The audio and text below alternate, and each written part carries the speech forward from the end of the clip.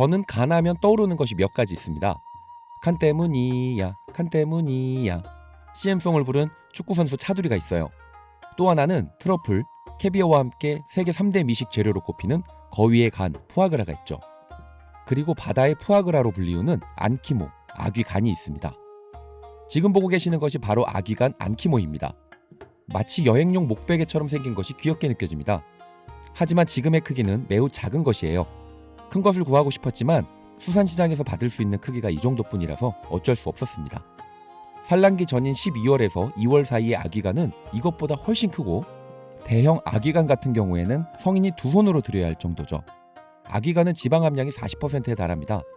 실제 거위간 푸아그라가 46%니까 거의 같다고 볼 수 있을 정도죠. 사람이 이 정도 지방간이면 당장 술 끊고 다이어트 해야 하지만 아귀는 오히려 지방간 때문에 CNN 선정 세계 50대 음식으로 랭크될 정도로 미식 최고 진미 소리를 듣고 있네요.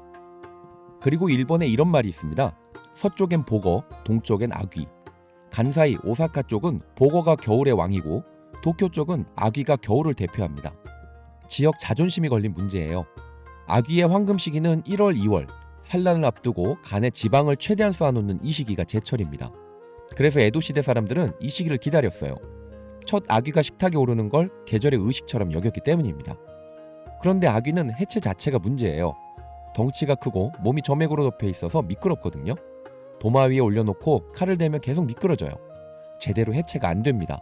그래서 나온 기술이 추르시길이라는 공중 해체술이에요.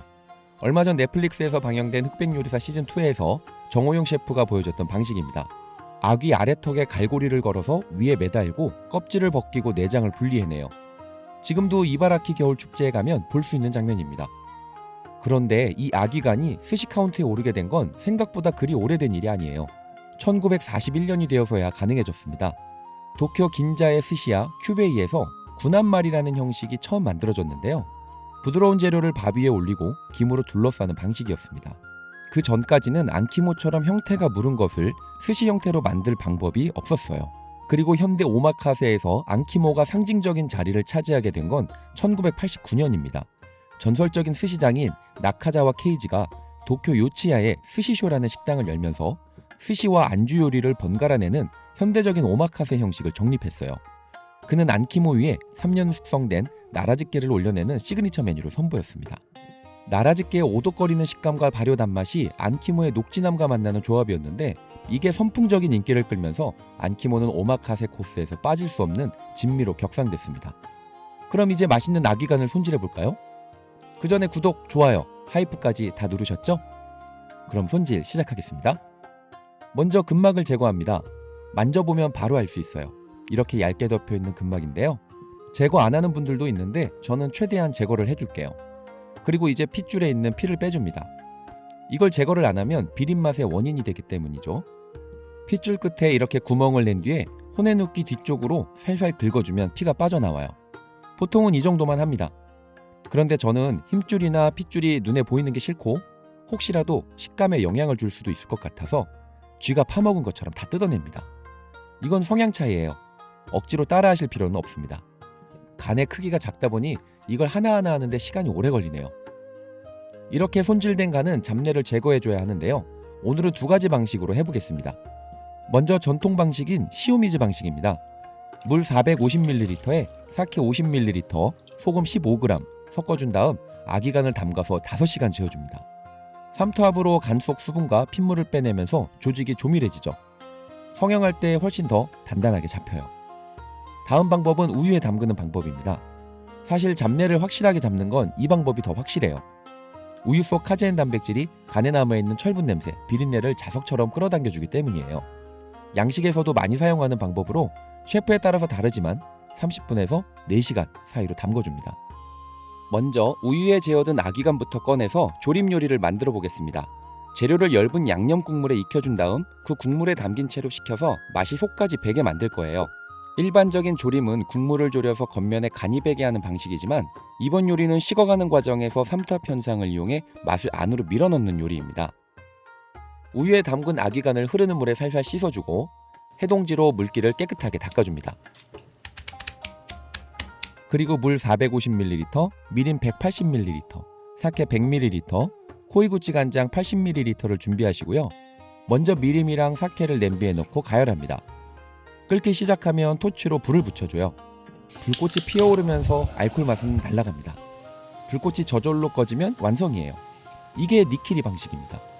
이 과정을 거치면 미림과 사케의 날카로운 알코올 맛이 사라지고 훨씬 부드럽고 깊은 단맛만 남아요. 그럼 이제 물이랑 호이구찌 간장을 넣고 아기간을 넣어줍니다. 그리고 비린내를 잡아주기 위해 보통은 생강이나 대파를 넣는데요. 저는 여기에 오렌지를 넣어주려고 합니다. 이유는 생강은 강한 향으로 비린내를 덮어주는 방식이지만 오렌지는 오렌지의 시트르산이 비린내 원인인 트리메틸아민과 직접 중화 반응을 일으켜서 냄새 자체를 없애버리는 방식이기 때문이에요. 풍미도 훨씬 화사하게 올라오죠. 아기간 500g 기준으로 반 개 넣어주겠습니다. 그리고 온도는 85도에서 90도 사이로 끓여줘요. 절대 팔팔 끓이면 안 됩니다. 높은 온도로 끓이면 단백질이 급격히 수축하면서 안에 있던 지방을 짜내버리게 돼요. 마치 스펀지처럼 세게 쥐어짜면 물이 나오는 것처럼 말이죠. 아기간이 퍽퍽해지고 국물 위에 기름층이 생깁니다. 약불로 천천히 익혀야 그 녹진함이 안에 그대로 살아있어요. 이렇게 20분 정도를 끓여줍니다. 다 됐으면 얼음물 위에 쟁반을 받쳐서 식혀주세요. 오렌지는 이제 제거해주시면 됩니다. 본인의 할 일을 다 했거든요. 이제 식히는 과정에서 다시마를 같이 넣어줍니다. 열기가 식으면서 다시마 감칠맛이 아귀간 속으로 스며들게 되죠. 충분히 식혔다면 이제 먹기 좋게 잘라줍니다. 오이도 채 썰어서 함께 올려주고요. 국물 조금 따라주면 아귀간 조림 완성입니다.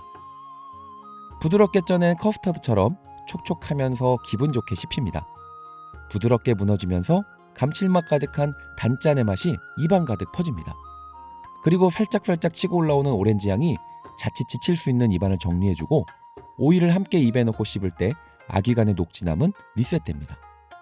이만큼의 양으로도 작은 사케 한 병 끄떡없을 것 같네요. 이번엔 시오미즈 방식으로 5시간 재워뒀던 아귀간으로 찜통에 쪄서 먹는 안키모 무시를 만들어 보겠습니다. 찜기에 찌는 방식은 1세대의 원형이라고 보시면 됩니다. 지금은 다양한 방법으로 안키모를 다루고 있지만 예전에는 이런 식으로 조리를 했어요. 흐르는 물에 아귀간을 씻은 뒤 해동지로 물기를 잡아줍니다.